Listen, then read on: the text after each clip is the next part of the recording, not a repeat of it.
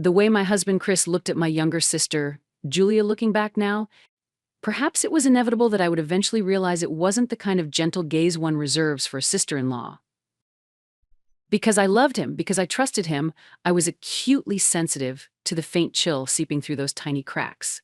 My soul reacted instinctively. The first sense of unease was over something truly small. It was a weekend. We had invited my parents and Julia over for a home party. While I was alone in the kitchen clearing away a mountain of glasses, I heard Julia's cheerful laughter drifting in from the patio, followed by Chris's warm voice in response. As far as I knew, Chris's tone with Julia had always been politely distant. But at that time, I could hear a gentleness in his voice that felt unfamiliar, almost intimate. Maybe I was imagining things. That's what I told myself until I stepped out onto the patio. Chris noticed me immediately and said, "Thanks for all your hard work, Mandy." "You must be tired," his voice a touch louder and quicker than usual. The perfect timing. The perfect smile. Something in the corner of my heart gave a sharp, almost imperceptible sting. There was no physical closeness between them. But the moment I appeared, the air between them shifted like a curtain being pulled shut. The intimacy evaporated, replaced by the bland, ordinary air of brother-in-law and sister-in-law. That flawless change of atmosphere left me with an indescribable sense of wrongness. To anyone else, it would have been nothing. A misunderstanding, maybe? Yet those tiny thorn-like moments had been pricking at me for months. One night, Chris said he'd be late because of a sudden meeting. Feeling the loneliness of another solitary dinner, I decided to invite Julia out to eat. She declined with a voice that sounded genuinely regretful. "Sorry, something urgent just came up at work, but I promise I'll make it up to you next time." Once would be a coincidence. Twice or three times in a single month, that no longer felt like coincidence. A quiet alarm began to ring in the back of my mind. Sometimes small fragments of information would line up in strange ways. One weekend morning over coffee, Chris said, "I heard there's a great new jazz bar downtown. We should check it out sometime." It was unusual for him to mention such a niche place at all. A few days later, while chatting with Julia on the phone, she said excitedly, "Hey, I found this amazing new bar the other day." When I asked the name, it was the exact same bar Chris had mentioned. What a coincidence. Chris knew about that place too. When I said it casually, I thought I heard Julia draw in a sharp breath on the other end of the line. But she quickly laughed in an overly bright tone. "No way. That's crazy. I guess we really do have similar tastes?" Coincidence. Chance. Those were always the words they used. But in my mind, the puzzle pieces were falling into place, revealing a picture I didn't want to see. They were lying, deceiving me carefully, deliberately. That certainty pushed me forward. My heart was quietly screaming. I couldn't hold it in any longer, so one night I decided to confide in my parents. With my father there, I gathered my courage and began. "Mom, lately I feel like Chris and Julia are a little too close. It's making me really uneasy." The moment I spoke, my mother let out a loud, theatrical sigh. "Mandy, not this again. You've always been too sensitive. Julia's your only sister, and to Chris, she's just his sister-in-law. Of course they get along." Always. That word pierced me. Yes, I had always been assigned the role of overly sensitive sister in this family. Anytime I voiced a concern, it was brushed aside as overthinking or being too emotional. My feelings had always been treated as an inconvenient disruption to the family's harmony. My father, who had been listening silently, added with exasperation, "She's getting married soon, you know? Throwing around some ridiculous suspicion will only make things awkward for everyone. You're just not in a stable state of mind right now." It was true, Julia was engaged to a high-profile executive at a major tech company. Anyone would think there's no way she'd do something like that. But my father's words pierced my heart like a cold, sharp blade. "No, that's not it. But when every single member of your family tells you the same thing, a terrifying thought begins to creep in: maybe I'm the one who's wrong. They trampled over my anxiety, my instincts, without a second thought. And in their eyes, there was no trace of concern, only the cold glint reserved for something troublesome. That was the moment it began, my one-person battle. In the airtight room called family, I began to suffocate quietly. My concerns were dismissed with a single "you're imagining things." My unease was relabeled as emotional instability. They banded together and closed in on me with practiced precision. If I pointed out Chris and Julia's unnatural closeness, my mother would say, "It's because you doubt them that they seem awkward," blaming me. My father would slam the table and bark, "Enough already." Before long, I had become the problem in this house. Maybe I really was the one who wasn't normal. That night, as I started to doubt myself for the first time, I realized something. If I wanted to protect my sanity and dignity, I had to fight. Past midnight, in the darkness of the living room, the only light on my face came from the pale glow of my laptop. With trembling fingers, I typed into the search bar, "Private Investigator Los Angeles." I wandered through dozens of websites until my eyes caught on one named Smith Investigations. The website was plain, almost austere, but it radiated a quiet confidence in pursuing nothing but the truth. Clinging to this last shred of hope, I typed into the contact form, "Please investigate my husband and my sister." A few days later, I met the man who called himself Smith in a cafe downtown. He was in his mid-40s, wearing a worn leather jacket and a few days' stubble, but his sharp eyes made it feel like nothing could escape his notice. I told him my story haltingly, desperately. How my family had isolated me, how I felt like I was on the verge of losing my mind. He didn't interrupt, he just sipped his coffee and listened. When I'd finished, he exhaled slowly and said, "Mandy, human intuition is often right.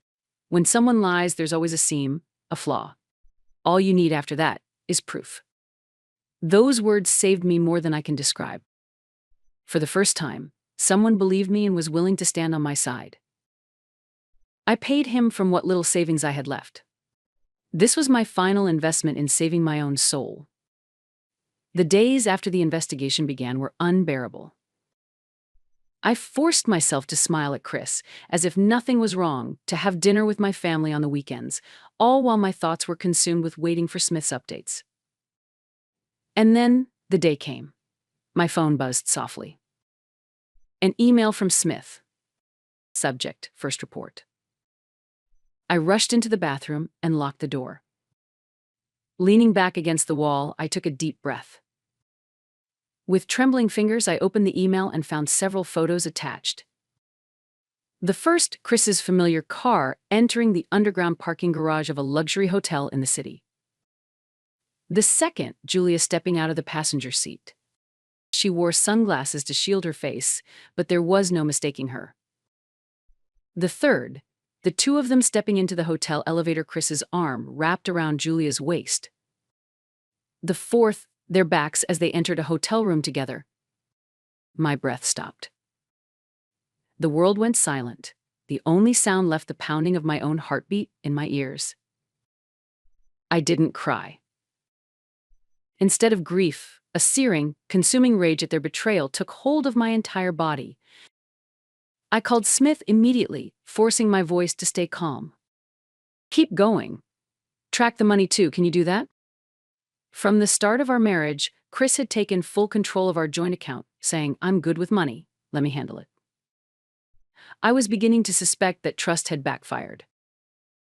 If I tried to investigate myself, Chris would catch on, so it was impossible for me to trace the complicated flow of money. That's why I had to leave it to Smith. A few days later, his second report arrived and shattered the last sliver of hope I'd been holding on to. It showed that over the past 6 months, more than $100,000 had been withdrawn from our joint account regularly, almost like a monthly bill. And the destination of those transfers? The business account of a corporation registered under Julia's name. Under purpose of account, it read, "Funding for lingerie brand launch." Oh, so that's what it was.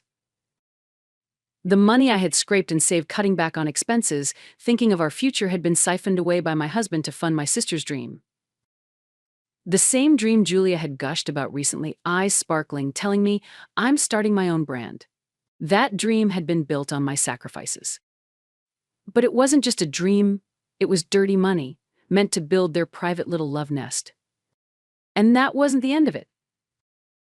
What was written next was even more horrifying. Smith had also recovered message logs between Chris and my parents. From Chris, Mandy's starting to suspect. Try to throw her off. From my mother, don't worry, she's always been prone to overthinking. If we tell her otherwise, she'll believe us. From my father, just until Julia's brand takes off. Don't stir things up now. Blood running cold doesn't even come close.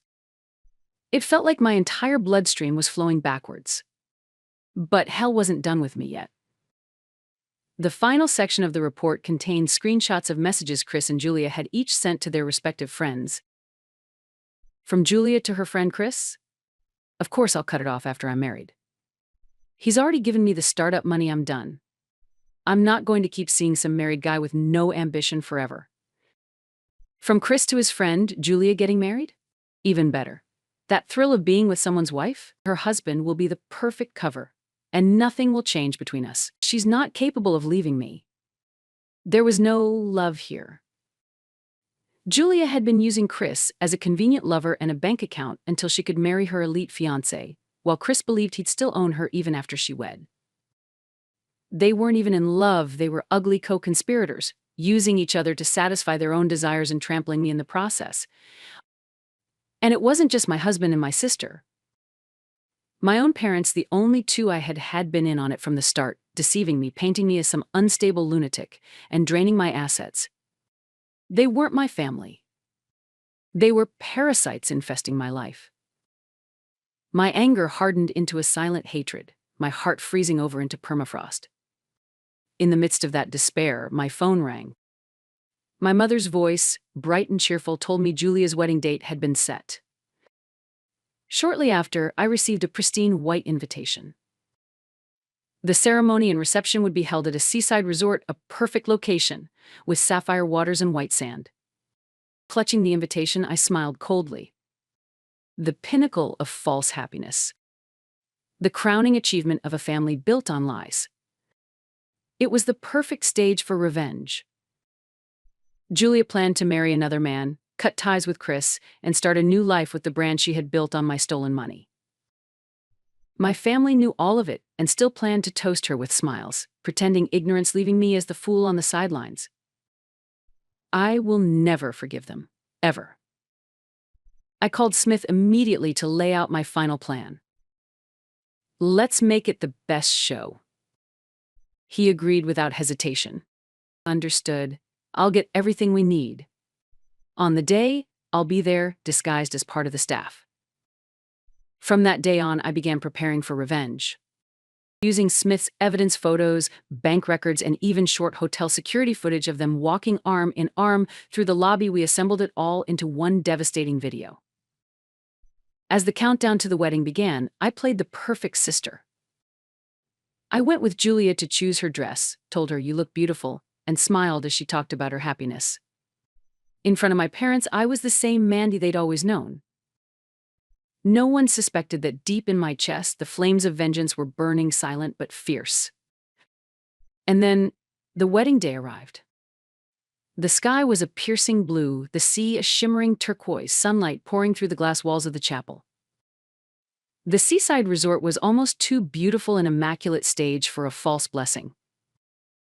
Dressed in pure white, Julia looked every bit the angel, smiling innocently beside her groom. Our parents gazed at them with misty eyes, a picture of proud joy. The whole scene was like a perfect painting, perfect, except for me. The reception began in the grand ballroom of a luxury hotel. Opulent decorations, jubilant music, the laughter of guests, it was all a carefully orchestrated illusion. I sat quietly at the edge of a table, waiting. My fingers traced the rim of a champagne glass I couldn't bring myself to drink, my eyes moving from my sister, the glowing bride, to the smiling groom at her side. to my parents pretending to be overcome with emotion, and finally to my husband Chris. I burned each face into my memory. When the sentimental how they met video ended, the room was filled with warm, easy emotion. That was my cue. I caught Smith's eye. He was disguised as a waiter in the corner, and gave the slightest nod. He returned it, slipping a small remote from his pocket. In the next instant, the lights went out. A hush fell over the ballroom as the giant screen lit up again. Most people must have thought it was part of the wedding slideshow, a surprise continuation. But what appeared on the screen was not words of blessing. Grainy hotel security footage appeared, showing an elevator interior. Standing inside were my husband, Chris, and today's bride, my sister, Julia. Even though she was engaged at the time, her arms were looped around Chris's neck as she kissed him passionately. Chris's hands gripped her waist, pulling her closer as he kissed her back. The ballroom froze. The cheerful music and laughter vanished, replaced by a silence so complete it was deafening. I could see the blood drain from the faces of the guests.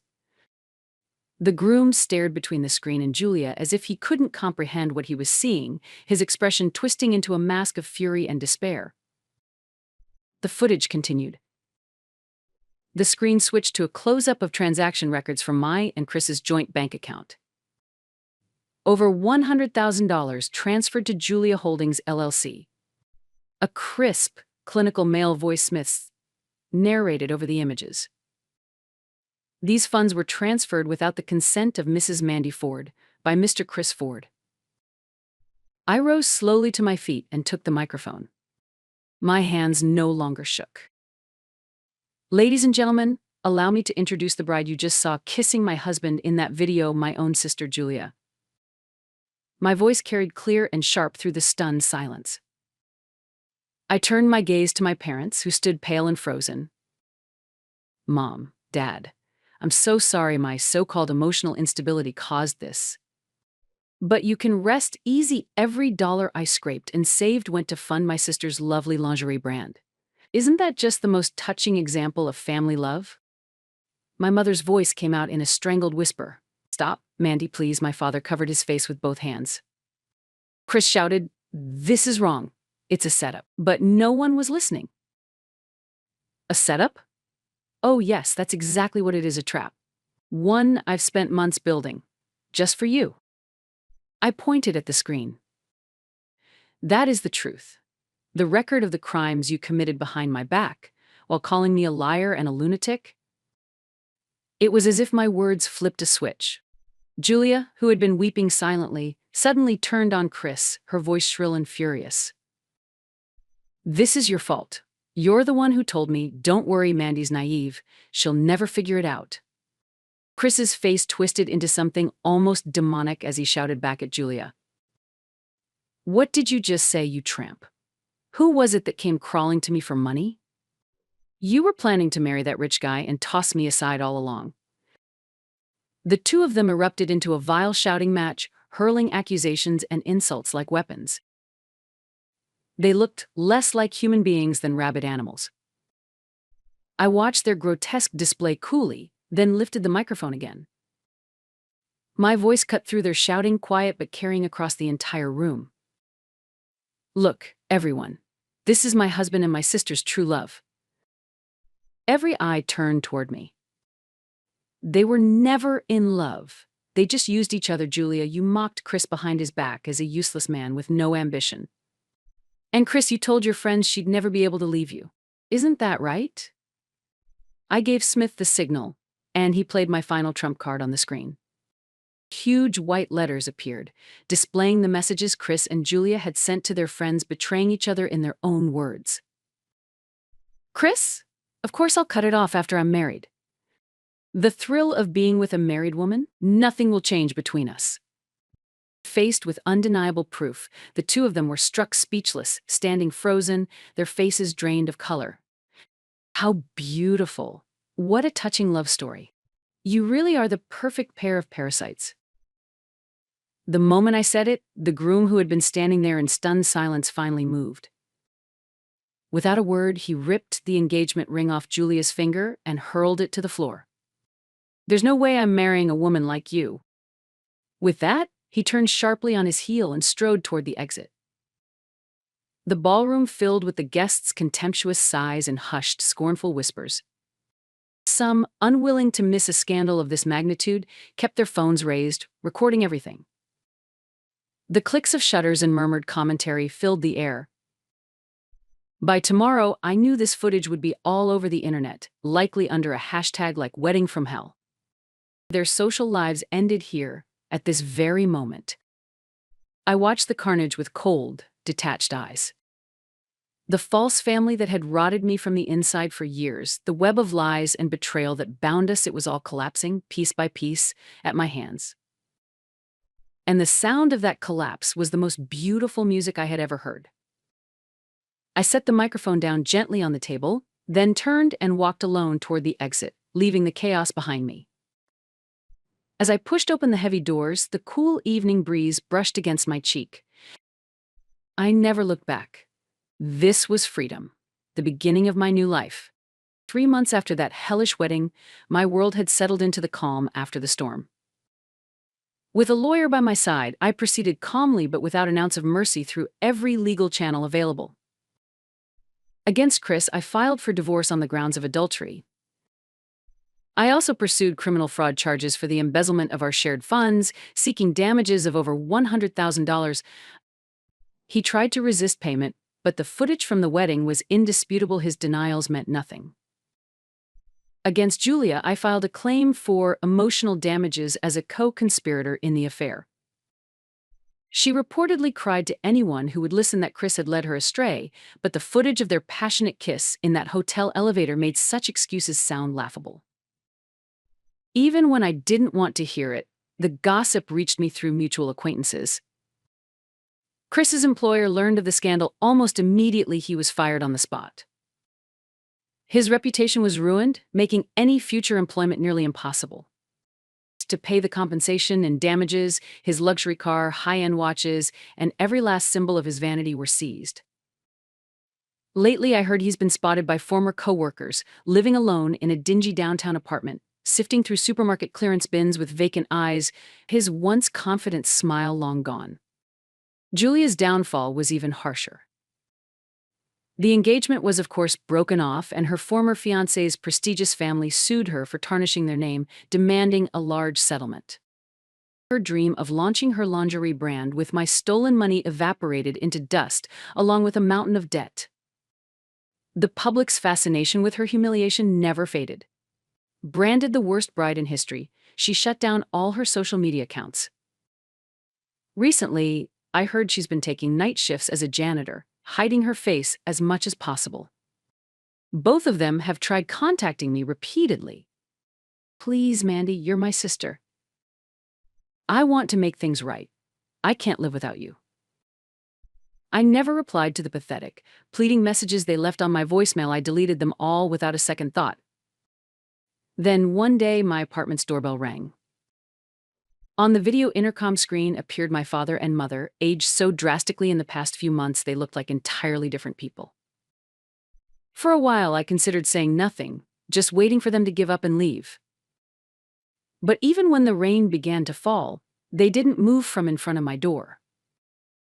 At last, to end things once and for all, I opened the heavy door.